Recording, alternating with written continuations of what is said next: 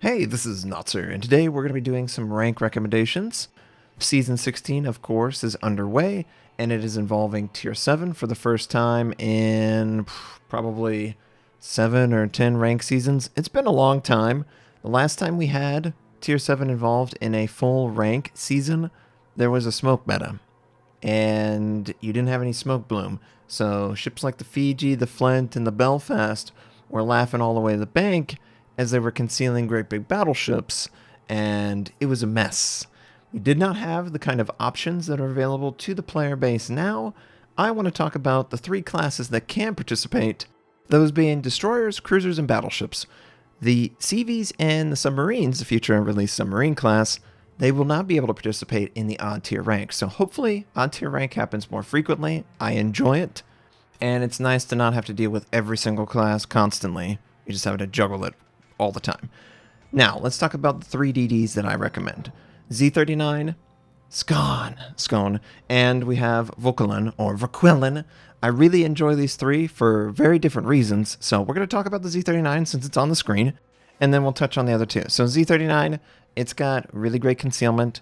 It benefits from a Tier 8 module. Because it was too weak as a Tier 8, it was down tier to Tier 7, where you get to benefit from that aspect. It has Smoke Hydro, of course. It has Stealth Torpedo capable, and it has Speed Boost to get around the map. The 150s are a disappointment compared to the 128. You can't use something like Basic Firing Training and benefit from a rate of fire increase, and the AP will overpin against a lot of DDs, so you can't really rely on using that against your DD opponents. But it's pretty solid in 1 versus 1, and it does it in a way that is more conventional in its planning and play than the other two ships on my list. We've got Scone, that's the Tier 7 Pan-European, and the reasons I choose it: fast-firing torpedoes, it has a heal, fast-firing guns. It has usable concealment. Smoke is vastly overrated, and it's very obvious after many different classes and ship lines that have come in that haven't made use of it. And I think the Pan-Europeans take advantage of the fact that they just don't have to budget too much of their consumables or ship design on a smoke consumable that is partially denying spotting. So for a lot of times, as a DD, you can't really sit in your smoke, because if you are sitting in your smoke, who's spotting for your team?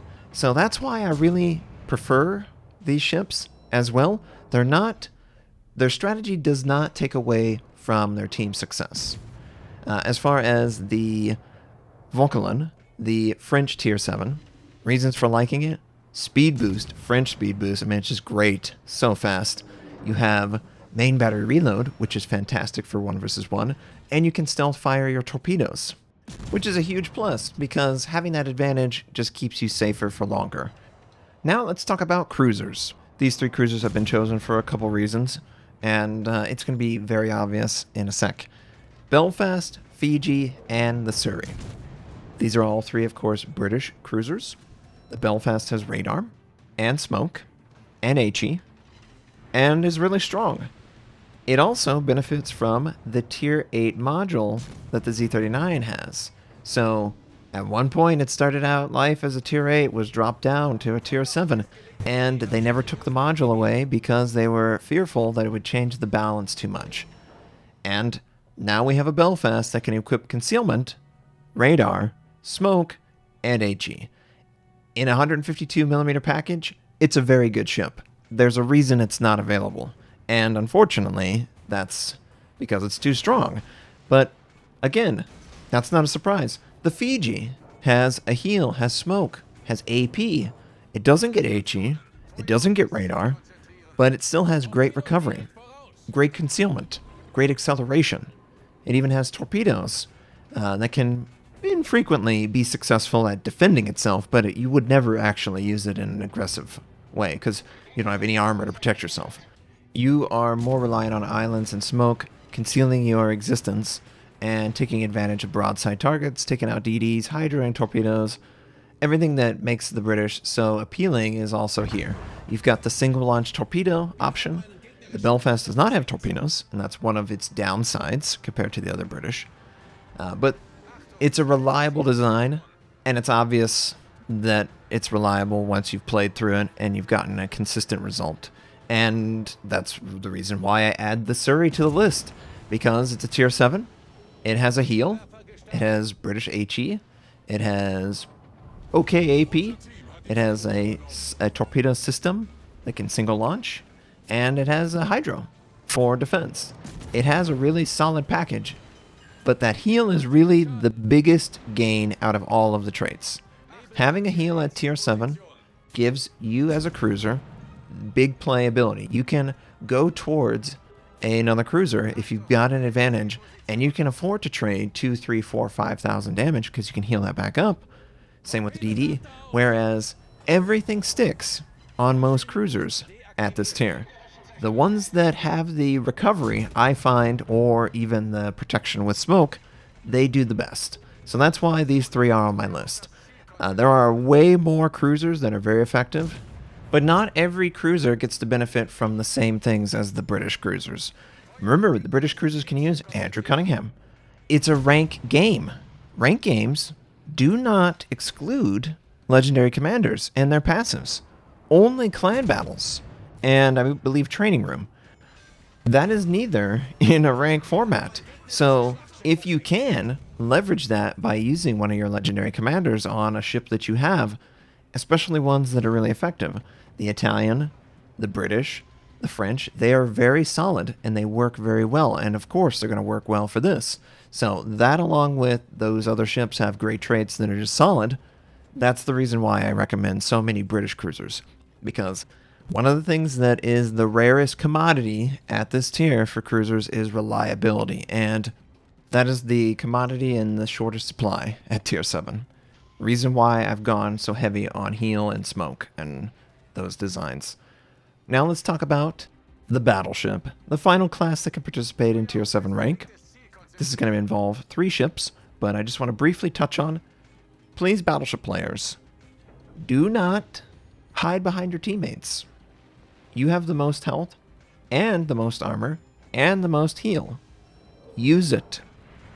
Do not make your friendly cruisers or your friendly DDs unnecessarily die for your full health ship. It's a lot easier to win games if you provide the health that your teammates can provide the damage over top. So I would just strongly encourage battleships to at least be engaged in the combat and not be at max range. Because if you're at max range, the only person you're helping is yourself. Now let's talk about the 3 ships. We've got the Synop, King George V, and the Nelson. Now, for the Synop, it's not a surprise. It has a lot of armor. It has 406mm guns, which can overmatch equal tier battleships. So it single-handedly has the most armor, the most penetration, and the most reliable, consistent guns at close range. So it wants to move forward, and it wants to move forward like a ton of bricks. And it's very hard to deal with because it has really high armor. Your normal cruiser and DD HE pin is not adequate to deal with it. Only Battleship HE and specific Battleship HE, British and German, has enough penetration to even deal with it. It's a really strong ship. It only has a couple weaknesses. Its one glaring weakness is it has limited use recharge on its damage control. So it'll eventually run out of ways of fixing any dot damage or any incapacitated functionality. So if you can consistently force it to use it, it will be very vulnerable late game. But that's not a lot, right? That's not a lot. It has relatively short range, but come on. This is tier 7. It can still hit most things that it would ever engage, right? King George V. Why King George? Well, it's got really good HE, and that really good HE directly counters the Synop. Like directly. If you have really good HE and really fast recharge, which the King George does, it has, I believe, 356 on a 25-second recharge. It has the most frequent and most damaging HE that can be sent at the Synop that can pin most of its upper deck. Now, you're not going to pin at the waterline. Don't even try. And most of the mid, you're not. But you do have enough pin to pin the deck, the superstructure, and the immediate top portion of it. And that's going to help with damage. Fire chance is good, and the frequency of reload is very helpful. Plus, it's British, so its heal is above average, so it has good, reliable, consistent recovery. One of the reasons why encouraging battleships to tank damage for their team. There's no cruisers here to tank damage for you guys. You've got to do it. You're the only class that has a heal, guys.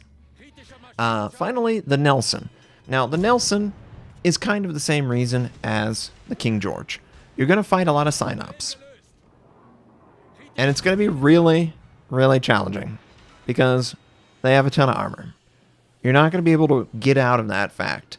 So the best way to deal with it, in my opinion, is just fire HE on cooldown and just get through his life as quickly as possible in the shortest amount of time with concentrated focus fire from teammates and your shells. If you can do those things, you can be very successful.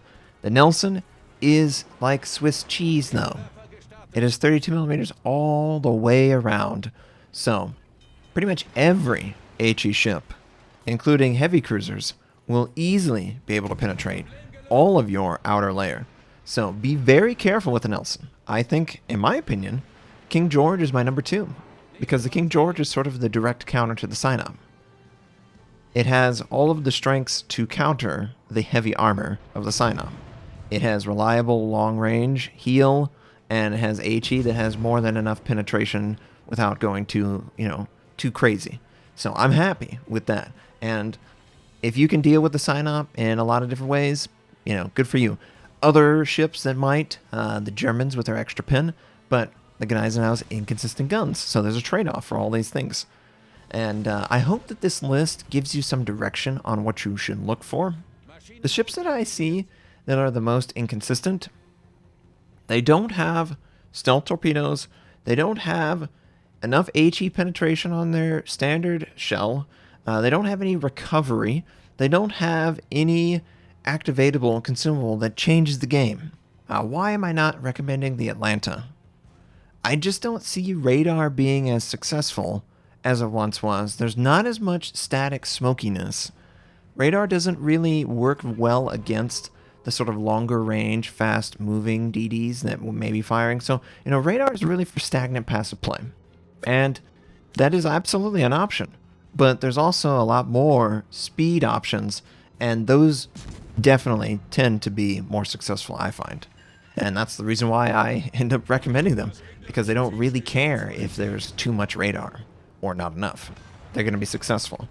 So, hopefully this list is helpful to give you guys a good direction to get you as far as you deserve in your rank gameplay. Because I really hope that you guys find some enjoyment from it. It is a really fun tier 7. We don't get to do it too frequently, and it doesn't involve any of these more exotic ship designs. So I think it's a safe, fun experience that I would love to have again. And I look forward to that at some point. And boy, that heartbreak at that end. Oh, we nearly accomplished the comeback, but we didn't.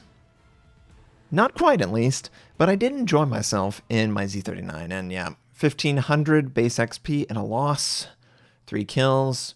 Hopefully you guys enjoyed the game. Hopefully the list makes sense. Leave in the comments what you guys think, what ship has worked for you and what strategy attached to it. Every ship can work as long as you take advantage of what that ship does well. Thanks for watching. If you'd like to check out more of my content, you can click the most recent or the most relevant uploads. You could also choose to subscribe to my channel. We do daily World of Warship videos, first impression, how-to, news, and review related. My North American recruit invite is on the screen. You can take advantage of that.